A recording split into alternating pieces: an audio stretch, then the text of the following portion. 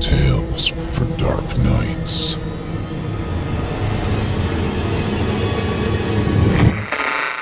Want to make sure you never miss a Chilling Tales for Dark Nights video again? Be sure to subscribe and hit that bell to turn on notifications. It's time to turn off the lights and turn on the dark. Chilling tales for dark nights.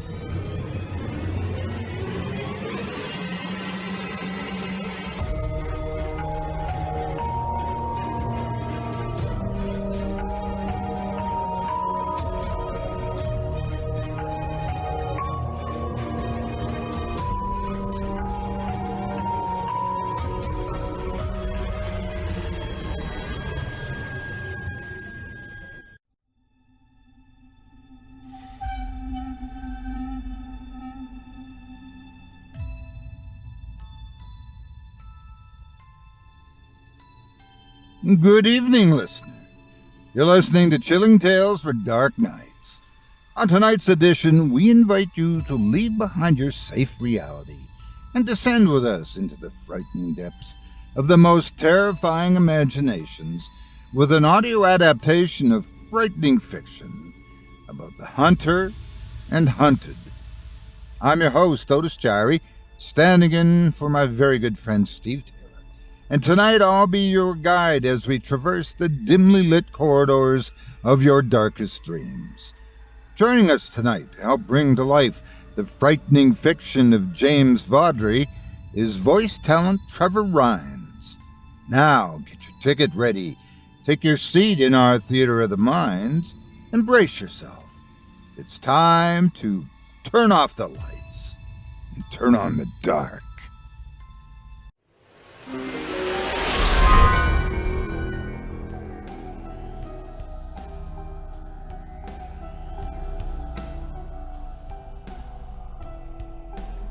This episode of Chilling Tales for Dark Nights is brought to you by Adam and Eve. I know what you're thinking, folks. Man, Steve's sex appeal's off the charts this week. Yeah. I think that's guilty as charged. Sure, some of that comes naturally, but the secret to his swagger is adamandeve.com. What do I mean by that, you ask? Well, he's got so many tools at his disposal. Like 6 foot tall, rippling, glistening Swiss Army knife. Whatever you're into, he's equipped for the job. Slice, dice, make julienne fries.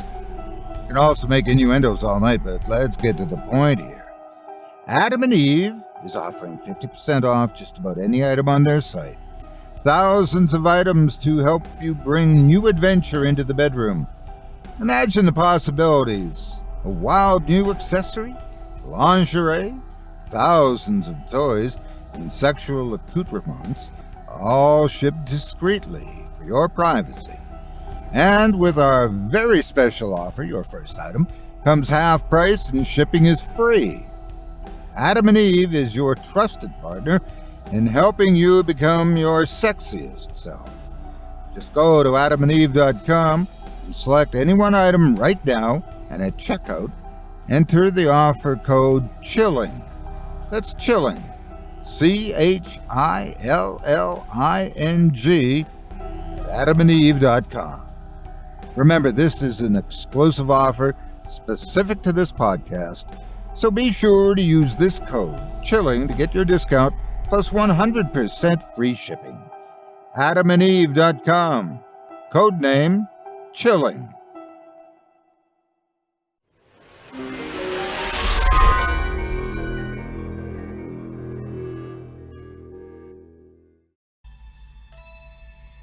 Our tale of the evening is written by James Vodrey and is performed by Trevor Rines. In it, we meet an old hunter facing tough times who finds mutilated animal corpses, bizarre snares, and an easy catch, which leads him to a bizarre rock formation. The hunter becomes the hunted when a horrific creature finds its way into our world. Now, without further ado, I present to you Easy Prey.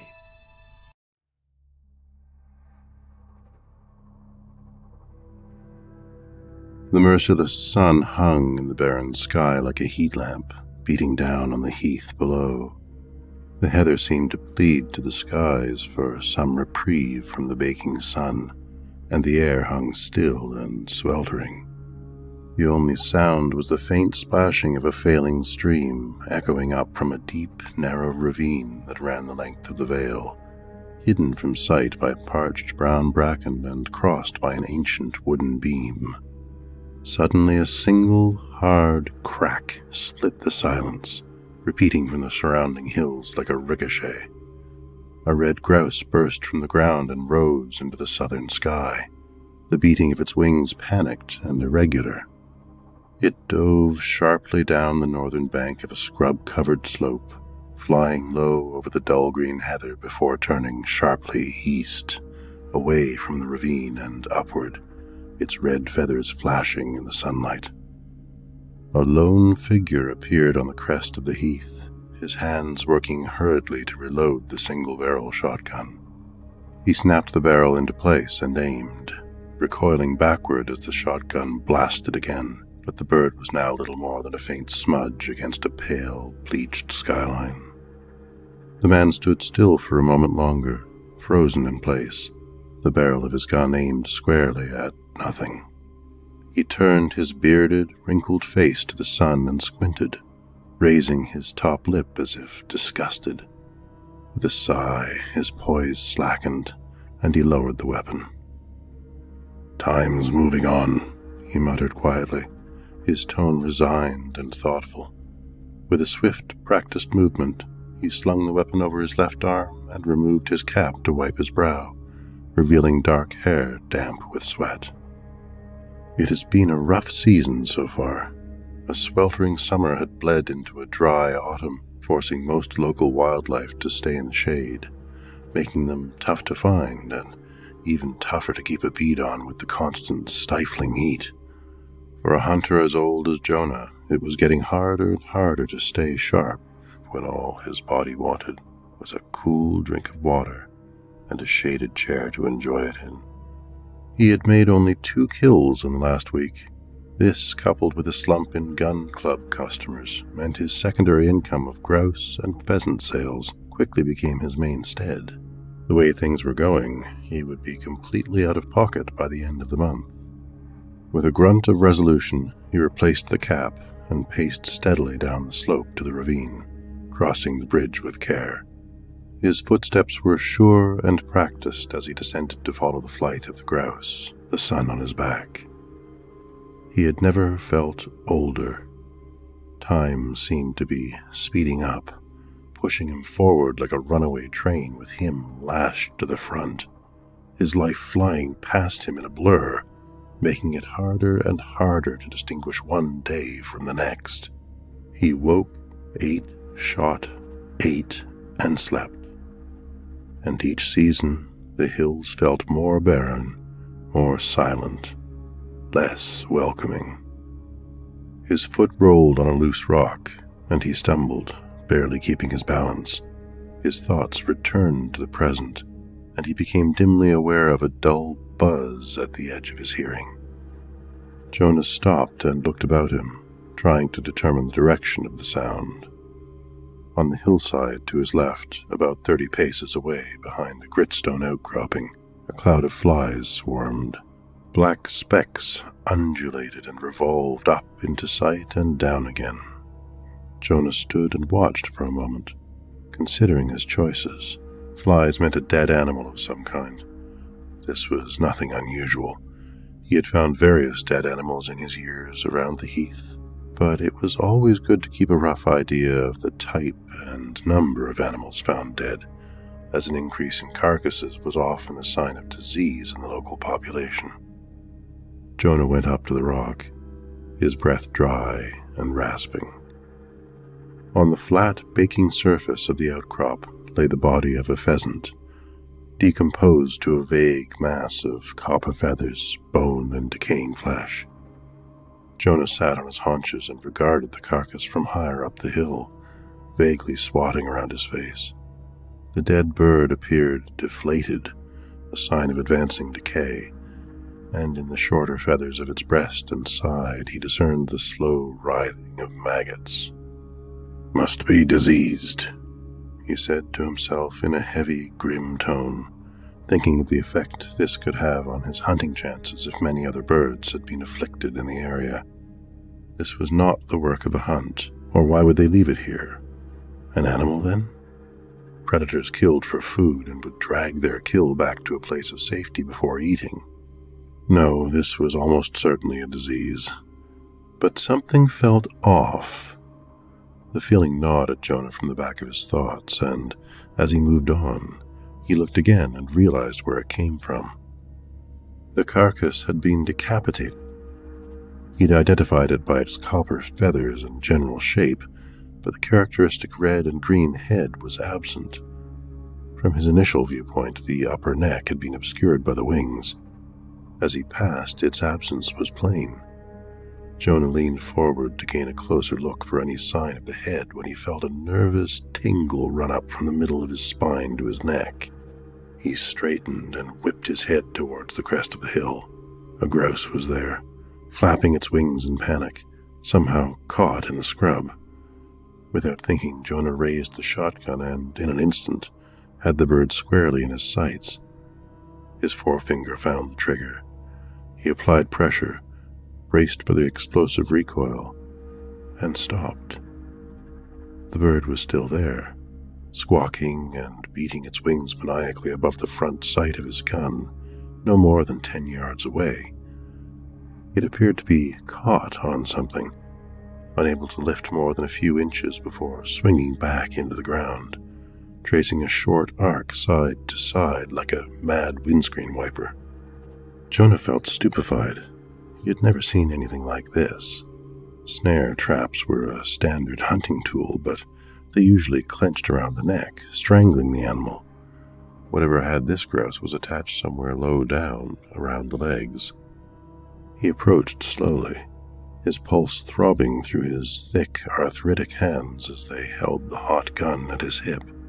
The dry heather cracked beneath his feet with each step, punctuating the diminishing squawks of the tiring bird, now little more than whimpers. As he reached the creature, he found himself on the edge of a circular depression, around 30 yards side to side. In its low center, 2 large obsidian rocks leaned against each other in an inverted V. He took this in for an instant, then looked down at the grouse. Its wings twitched pathetically as it lay on its side, utterly exhausted from terror and confusion. There was no snare. The bird's right leg was wrapped with a sort of straw-colored twine made from plaited strands of dried grass, tied like a noose above the small talons. The strange rope was around 1 foot in length, its other end tied to a tapered peg of shining black stone that jutted from the earth like an exposed tooth, glinting harshly in the bright sunlight. Jonah squinted at the bizarre peg, his brow deeply furrowed. Dried bird droppings were scattered on the heather around the stone, and it was obvious that the bird had been there for some time. He must have startled it when he came up the bank. But why was it here? With a harsh cry, the bird suddenly burst into life again, startling Jonah out of his confusion. With swift, thoughtless movements, he released his shotgun, caught the bird by its neck, drew his knife, and decapitated it. Crimson blood splashed onto the heather as the body fell with a soft thud, beat its wings softly for a few moments, then lay still, blood oozing out of the slashed neck. Jonah stood motionless, warm blood trickling out of his closed fist. He opened his palm and, seeing the lifeless, rolled-back eyes, was struck with a bizarre feeling of déjà vu. He glanced back at the rotting corpse and then to the strange rock formation and felt his sense of balance warp with a gut-wrenching vertigo, his face contorted with fear and confusion. Suddenly, inexplicably, he felt unable to make sense of his surroundings. Was that sand around those rocks? In years of walking and hunting, he had never seen anything like this. It was like a slice of the desert had been lifted from far off and dumped here. He could not shake the feeling that he had somehow lost his way, but that was impossible, surely. He was only a few yards from the ravine, after all. And yet, as he stood there, unmoving, blood oozing between his knuckles, he realized with a cold dread that he could no longer hear the unseen stream. The sharp stab of the grosbeak against his palm barely registered as his clenched hands trembled uncontrollably. Something moved behind him, a vague, shuffling hush, and he spun just in time to catch a shadow flitting across the gap between the column-like rocks. He released the head and scrambled for his gun, now somehow cumbersome in his calloused hands, the end of the barrel shaking wildly. "What's that?" he croaked flatly, more as a statement than a question. His voice faltered against the thick air that pressed around his mouth and ears, smothering him. He licked his lips and tried again. "What's that?" I said. Nothing answered. The stones sat silently in the center of the depression, half sunken in the sand. Jonah frowned, inspecting the dusty, empty patch surrounding the rocks, his survival instincts firing up like an old electrical circuit. He slowly approached, his tattered boots sliding slightly on the fine sand, making it challenging to balance. The sun was high, casting a short shadow on the earth to the right of the stones, yet also somehow behind them. A purple shade is visible in the gap between them. His position gave a better view of the strange shadow between the rocks as he came lower into the circle. It looked like a patterned curtain hung there, the top half a speckled blue-black felt material with a bizarre purple hessian at the bottom. The darker top half seemed to stretch downward with each step down, matching Jonah's step. With a slight slip, Jonah stopped, his barrel trained on the gap. Something was new. Several faint black shapes appeared on the horizon between the strange grass sheet and the bruised upper half. He squinted down the gun's sights, trying to make sense of it. They looked like flies. As he watched, the black specks gathered in the center of the image, forming a strange, hulking figure.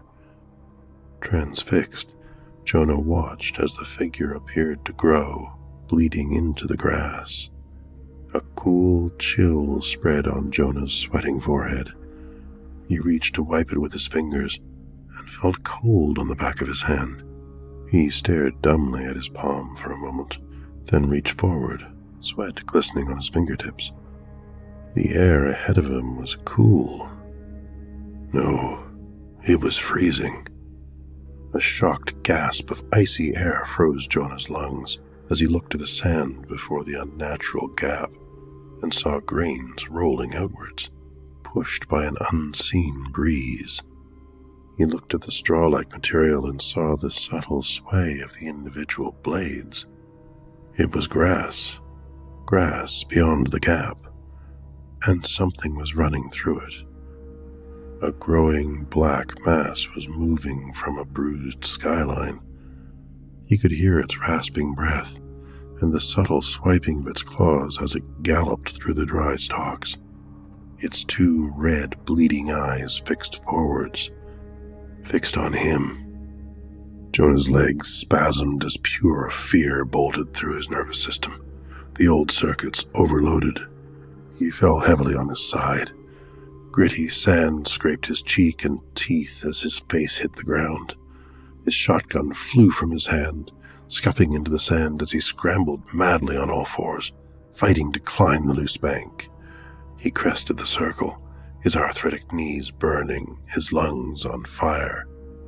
He glanced back and saw two sets of black claws protruding from bleeding, coarse-furred paws that burst from the gap and gouged into the rocks on either side, an extended, slathering jaw full of overlong teeth on a vaguely wolven face pushed into the opening, followed by an amorphous mass of variously colored furs, bleeding and oozing like a patchwork made of animal carcasses. The thing bellowed a wet, gravelly sound as it forced its way through, its bloody eyes fixed on Jonah. There was nothing else to do. He needed to cross the bridge. That was the only way out. He ran. He ran as fast as his legs would carry him. He ran past the weird snare, the decayed carcass, through the valley. He often stumbled, his aging body betraying him while his mind fired in overdrive. Behind him came a loud crack and the sound of rocks crumbling. It had broken through. He turned to look and saw the corpse thing looming on the horizon as it had in the gap before. A vast, bulging figure comprised of the blood, meat, and bone of dead animals. It gazed at him for a moment longer, then bellowed deafeningly, stretching its wolf-like head to the sky. Its clawed arms extended out to its sides, writhing and twisting. The pained cry sent another jolt through Jonah, and he fell through the bracken. His right knee, already burning, now erupted in white-hot agony. His scream of pain mingled with the creature's before it fell silent and dove into the brush, cracking through the bracken towards him. His knee utterly ruined, Jonah backstroked maniacally, reaching backwards with his arms and shuffling awkwardly toward the narrow bridge only a few yards away. He heard the stream behind him trickling over unseen rocks in the dark crevice. The bridge was too narrow to cross on his back. He risked losing his balance and falling 40 feet into the water. His teeth ground with the pain as he rolled over his stiff, swollen knee. The snap crunch of the creature's approach came louder and louder, its grating, rabid breaths rising in volume. He slid himself over the dry beams. The splintering wood tore into his old shirt, breaking off into his frail skin, and his right leg hung limply over the side like fishing bait. Finally, his hands grasped the base of the bracken on the other side, and he pulled with the last of his strength, his hands dampened with blood drawn by the sharp stems. The creature burst from the bushes behind him, sending earth and rock tumbling downwards in an echoing clatter as its claws dug for purchase above the edge of the drop. He could smell it now. The stench was stifling, a mix of fresh blood, feces, and raw decay. From this close, he could see the dead eyes of the creatures it used, their decaying bodies writhing and twitching as unnatural energy pulsed through them, their jaws gnashing. Fear settled in Jonah's chest as he lay there, propped up on his elbows, staring at the creature. It was too fast. With this realization, fatigue fell on him like a heavy blanket. He could feel the adrenaline strength draining from him. He was done, and the creature knew it. Its long, thin jaw seemed to widen into a sickly grin as it regarded him, eyes always locked on his. Thick, crimson blood dripped over blackened, crowded teeth. It began to cross the ravine, paw over paw, savoring the moment. The ancient wood creaked under its weight. Jonah breathed deeply and looked up at the sky. Above him, a single red-feathered bird soared, beautiful against the bleached sky, its brilliant red wings flashing in the sunlight. "Bollocks," he uttered plainly, and with one rapid movement pulled his left leg back and shoved with all his might, his heel against the beams, his elbows anchored into the earth. He felt his ligaments tear from his bones as he pushed beyond his body's tolerance. The creature screeched as the bridge first twisted, then lost its purchase on the bank and tumbled into the harrowing depths of the ravine. There was a squelching thud and a splash. Then all was quiet against the continued trickling of the water below. Jonah saw the thing's evil eyes widen in surprise before it disappeared down, roaring as it fell. Jonah lay back and looked up again. The bird was gone. His legs were numb. The blanket of fatigue fell on him once more, this time heavier and warmer. His vision fell to blackness. Someone was speaking to Jonah. He did not recognize the voice. "Awake! You awake back there?" His eyes opened, and he saw nothing but darkness above him. He was lying on something soft, jostled gently from side to side. A single beam of yellow light cut across the darkness ahead of him, and he saw that he was lying on the truck's back seat. The driver sat to his left, a man in his 50s wearing a light hunting jacket, regarding him with a look of concern and relief. The light of the passing cars reflected in his glasses, momentarily dazzling Jonah. "Thank God for that. For a moment there I thought you'd gone and died on me. Now, don't get to worrying. I found you out there by the ravine. Looks like the old bridge finally gave up, aye? Lucky you didn't fall in. Made a right mess of your knees, though. Not to worry. You're not far from the hospital. Get you seen to in no time." Jonah grunted his thanks and lay back.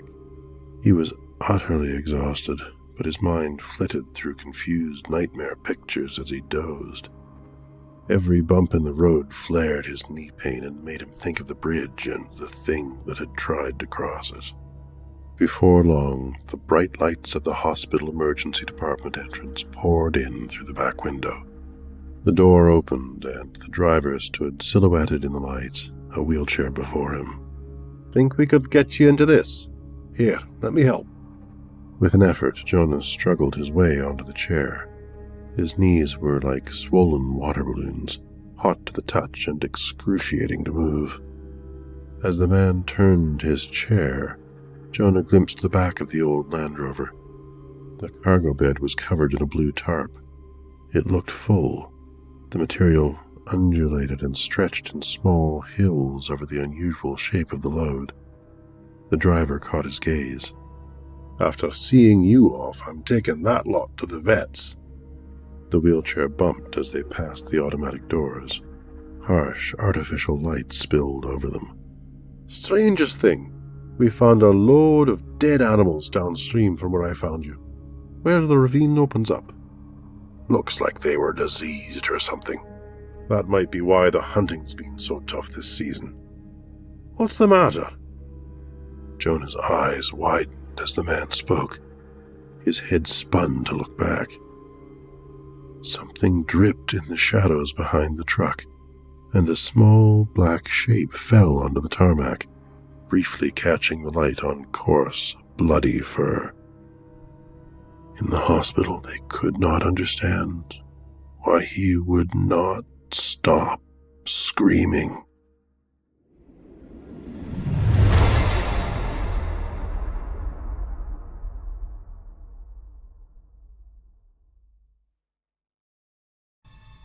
I hope you enjoyed Easy Prey as written by James Vodrey and voiced by Trevor Rines. Trevor Rines sounds like a dragon, like a landslide, like a force of nature, according to one Evil Idol fan. A Toronto-based voice actor since 2005, his low, rumbling voice has been heard on TV, radio, film, documentaries, audio dramas, podcasts, old-time radio play reenactments, and narrating on stage with orchestras. On that note, be sure to check out the other shows we offer on our network. We have Horror Hill, airing Thursdays, for your hardcore, more brutal offerings. Drew Blood's Dark Tales airs on Fridays, featuring some southern down-home horror.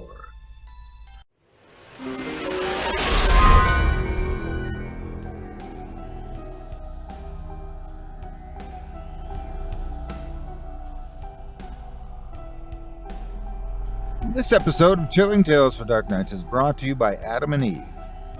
Folks, we at Chilling Tales for Dark Nights want you to do more than sit around listening to scary stories. We want you to have sex with each other. All of you. Even do it while you're listening. We don't mind. I've been told I have that effect on people. The only trouble is, with all that sex you're having, you've got to keep stepping up your game. It's like how you have to put more and more Tabasco sauce on your eggs, you know? Yeah, you get it. Well, I'll tell you who else gets it. Our good friends at Adam and Eve. Adam and Eve have been making sex better since 1970. Can you believe it? But these days, instead of hiding their catalog under your mattress, all you have to do is visit adamandeve.com. Adam and Eve believes sexual pleasure is a healthy and important part of life that should be understood and celebrated. That's why they have thousands of adventurous accessories to help you do just that. What's your pleasure? Lingerie? Toys? Battery-powered accessories? Specialized lubrication? You know how they say it's harder for a camel to walk through the head of a needle than for a rich man to enter heaven? Well, adamandeve.com has lube that could squeeze a 747 through the head of a needle. Talk about heaven. Even better, they have an exciting offer for listeners of this very podcast. 50% off just about any item in their store, plus free shipping. No matter how little or how much you order, it'll be packaged discreetly and shipped to your door for free. AdamandEve.com has so many interesting products on their site, I know you'll find something you'll wish you had earlier. Only now you're going to get it for half price. So don't say I never did anything for you, folks. In fact, remember this face when you're trying out that amazing new product of yours. That's right. Keep this face firmly in your mind. See you then. So what are you waiting for? Better sex is just a click away. Just go to adamandeve.com and select any one item right now. And at checkout, enter offer code CHILLING. That's CHILLING. CHILLING at adamandeve.com. Remember, this is an exclusive offer specific to this podcast, so be sure to use this code CHILLING to get your discount plus 100% free shipping. Code CHILLING. Thank you for your support and for supporting our valuable sponsors.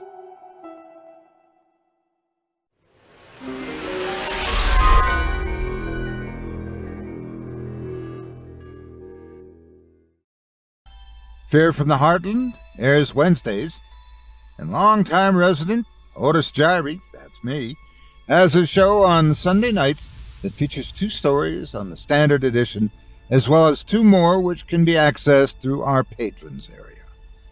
Now, our weekly descent into the depths has just about come to a close. But before we go, I'd like to take a moment to thank you for joining us tonight, and remind you to take a moment to stop by our iTunes page and leave Chilling Tales for Dark Nights a 5-star review and a kind word, and follow us on Facebook, Twitter, and Instagram, if you haven't already. And, of course, subscribe to us on YouTube, where you can find an archive of our work going back to 2012. Also, consider signing up as a patron at our website, chillingtalesfordarknights.com, to show your support and get all of our content ad-free. I'm your host for the evening, Otis Jiry, sitting in for Steve Taylor, and as always, it's been a pleasure. Tune in again next week when we once again turn off the lights and turn on the dark. Sweet dreams, listener. Sweet dreams. Chilling Tales for Dark Nights.